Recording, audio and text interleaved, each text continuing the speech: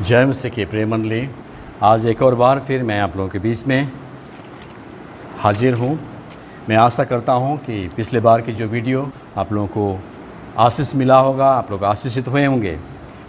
फिर से एक बार मैं आप लोगों के बीच में आज हाजिर हूँ और फिर से एक बार उस दिन की तरह मैं एक बार डिजिटल हग करना चाहूँगा और सबको जय मसीह करना चाहूँगा।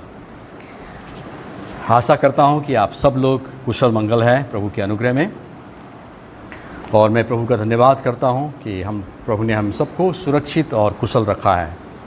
आज मैं आप लोगों के बीच में परमेश्वर के वचन लेके आया हूँ और जो विषय में हम लोग बात करने जा रहे हैं, परमेश्वर के वचन से देखने जा रहे हैं, वो अति महत्वपूर्ण है। शुरू में ही मैं निवेदन करना चाहूँगा कि आप लोग सब बड़े ध्यान से और समय निकाल कर, ये जल्दबाजी में मत देखिए, मत खोलिए इस वीडियो को, समय निकाल कर तसल्ली से इस वीडियो को पूरा देखिएगा। और मैं निश्चित रूप से आशा करता हूँ और मैं विश्वास करता हूँ कि हम सब लोग आशीषित निश्चित रूप से होंगे। आज का विषय है क्रिश्चियन पर्सपेक्टिव टुवर्ड्स कोविड-19। क्रिश्चियन पर्सपेक्टिव टुवर्ड्स कोविड-19, कोविड-19 के प्रति मसीही दृष्टिकोण, कोविड-19 के प्रति आप और मेरा दृष्टिकोण, कोविड-19 के प्रति बाइबलीय दृष्टिकोण। बाइबल क्या बताती है? संसार के लिए ये चौंकाने वाली बात हो सकती है, औरों के लिए ये थोड़ा अजीब बात हो सकती है, पर आप और मेरे लिए ये एक संदेश है, एक संकेत है। पिछली बार के संदेश में मैं यही कह रहा था आप लोगों से कि ये कोविड-19 एक अवसर है, परमेश्वर का अवसर है कि मनुष्य के लिए, उसके प्रजा के लिए, उसके लोगों के लिए एक ऐसा काम करके दिखाना। ऐसे संकट के घड़ी में भी परमेश्वर ये बताना चाहते हैं कि मैं तुम्हारे साथ हूँ। जब तक संकट के घड़ी नहीं आते हैं, हमें अच्छे दिन का हमें एहसास नहीं होते हैं। जब तक रात नहीं होते हैं, तब तक दिन का हमें एहसास नहीं होते हैं।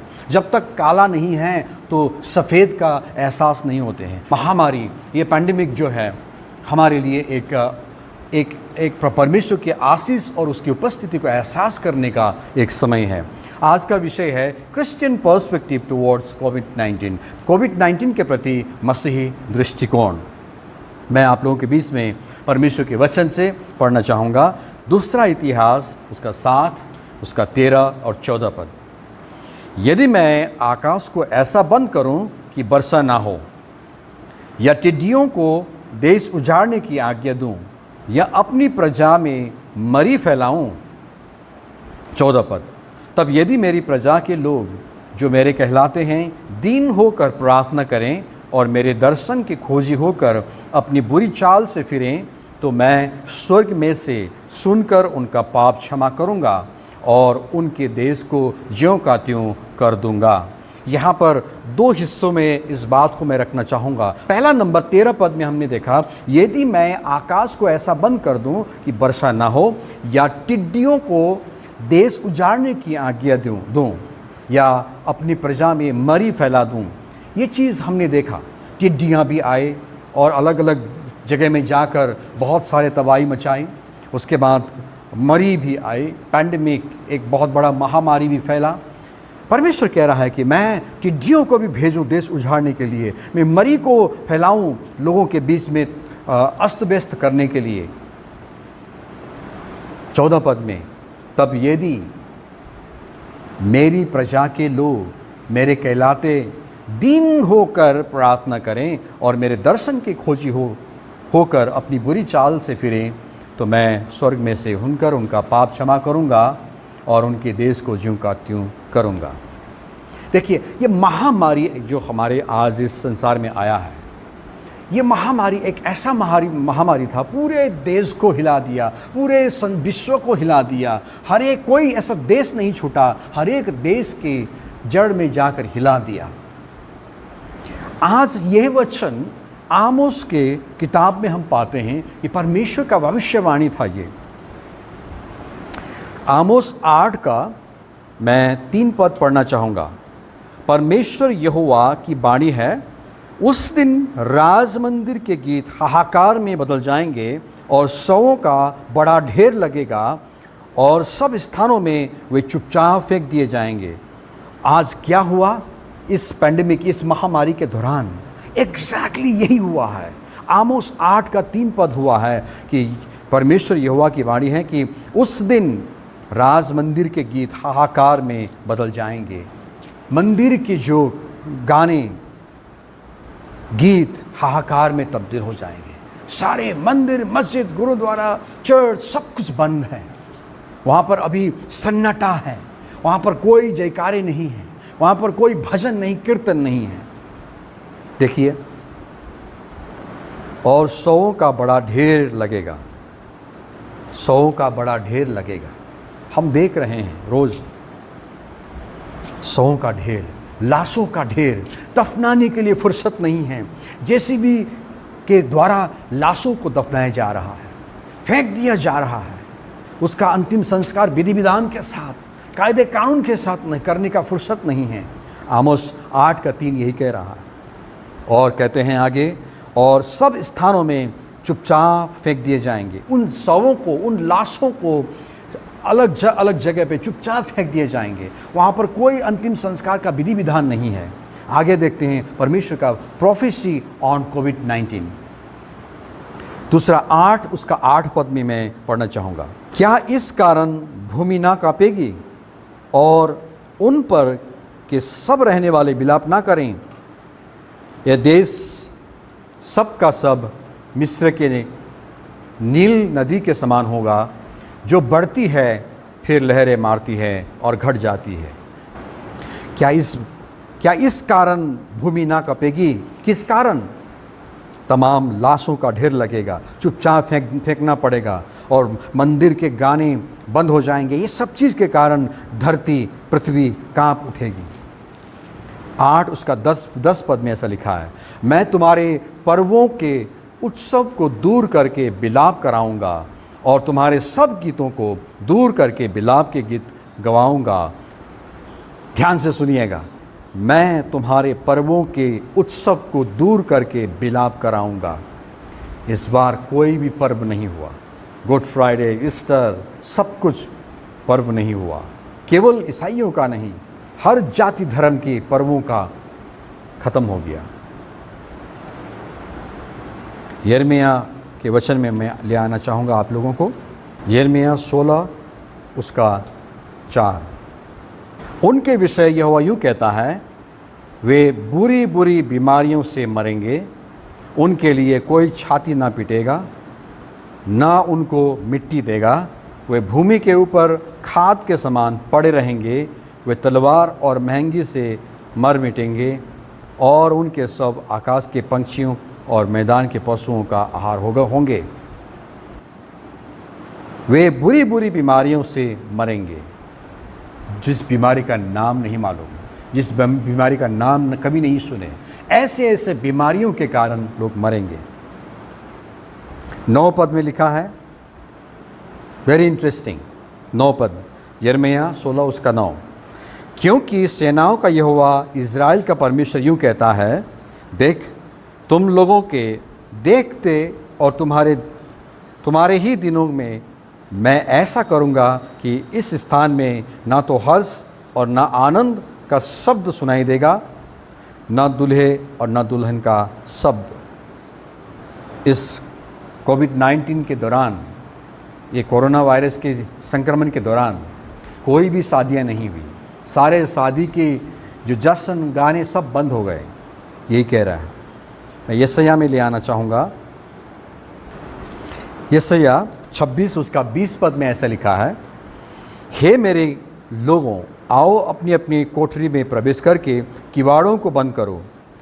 थोड़ी देर तक, जब तक क्रोध शांत ना हो तब तक अपने को छिपा रखो। लॉकडाउन में यही हुआ।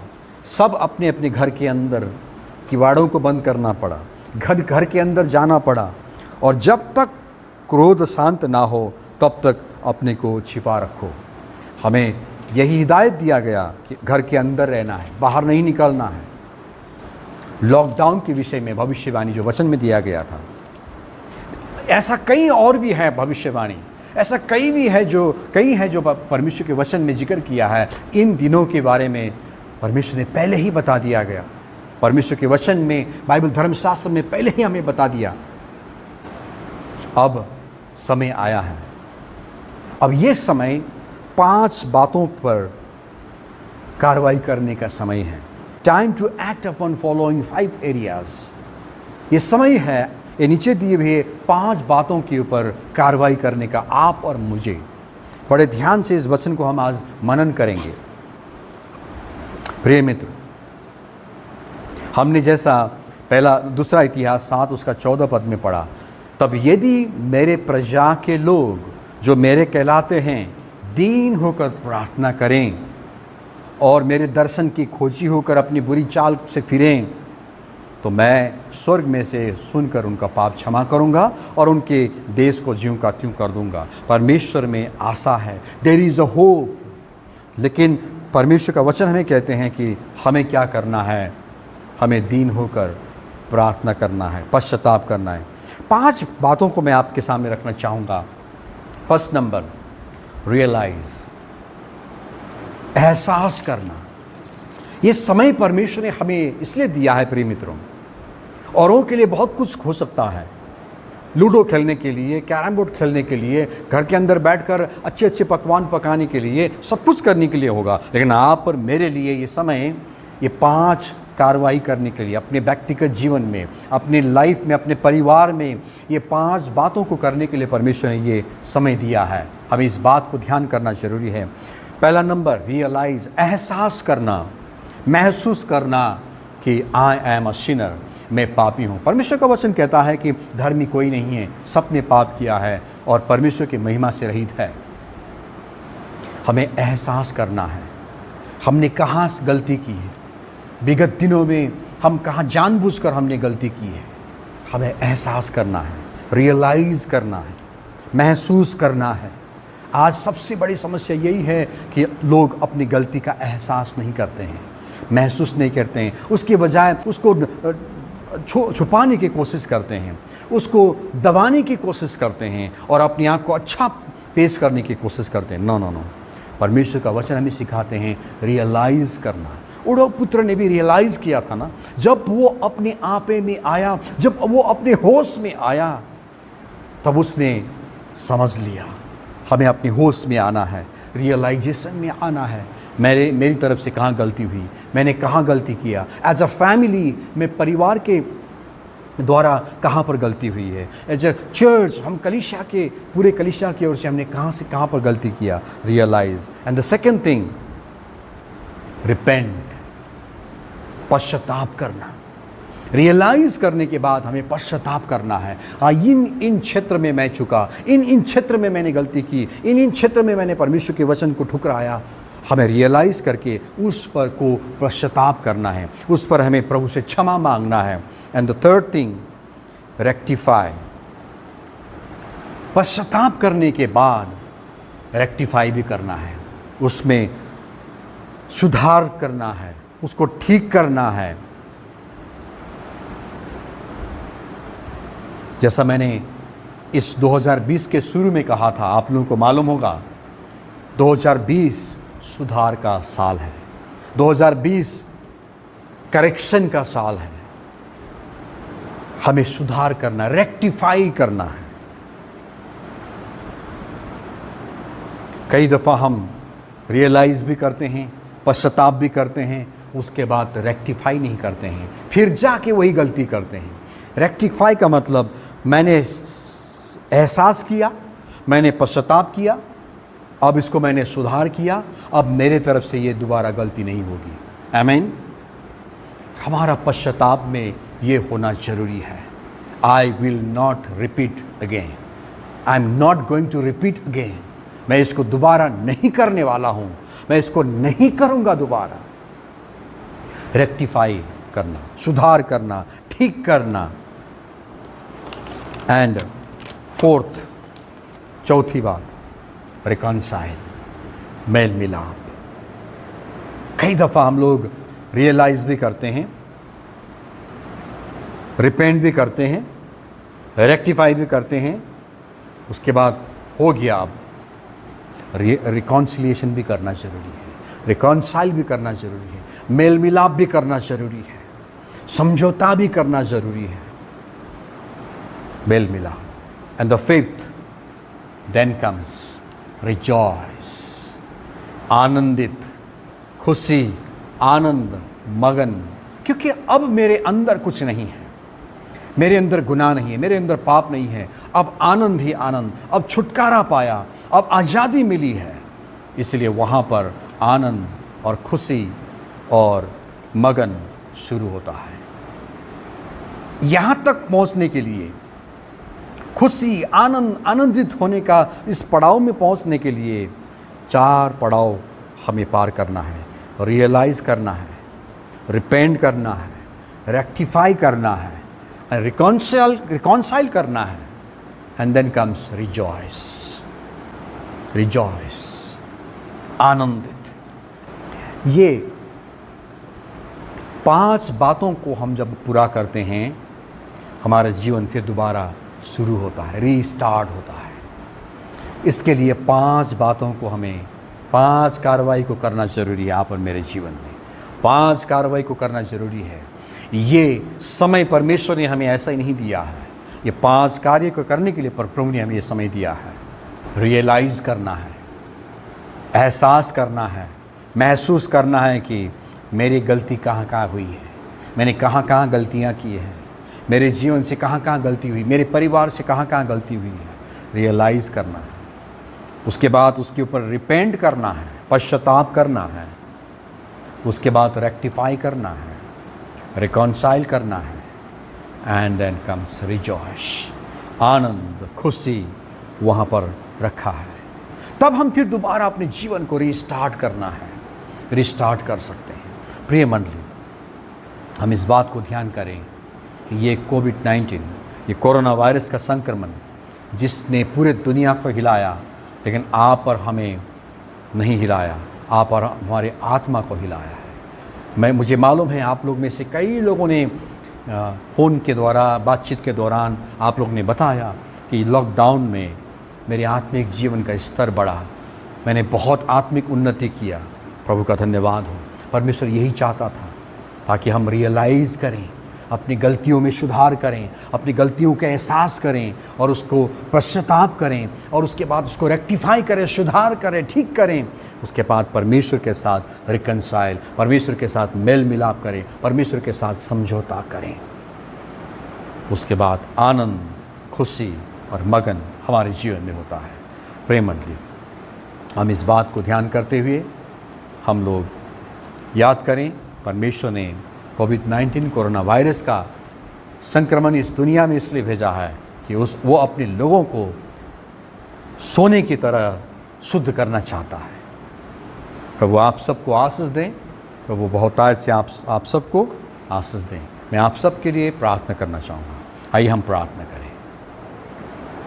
महान अति अनुग्रहकारी दयालु परमेश्वर पिता, मैं इस समय विशेष करके हमारे कलीसिया के हर एक जन को, छोटे बच्चों से लेके टीनेज, जवान, बुजुर्ग, सबको प्रभु आपके लहू के सुरक्षा में डालता हूँ एक और बार। आपके अनुग्रह और आपके अभिषेक को मांगता हूँ एक और बार, आपके छुटकारा को मांगता हूँ एक और बार प्रभु से। धन्यवाद करता हूँ प्रभु, हम इस तमाम विपरीत परिस्थिति में भी प्रभु आपने हमें सही सलामत रखा है, आपके सुरक्षित बाहुली में रखा है। धन्यवाद करते हैं।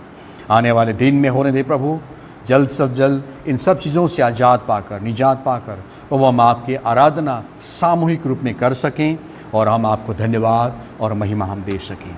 यदि इस समय कोई बीमार है, कोई तकलीफ़ है, मैं यीशु के नाम में मैं इस समय प्रार्थना करता हूँ। यीशु के नाम में प्रभु मैं चंगाई की अभिषेक का घोषणा करता हूँ।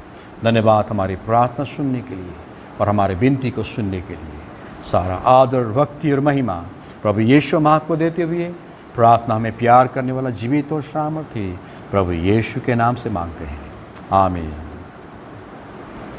सबको जय मसीह की। फिर दोबारा हम मिलेंगे। Thank you.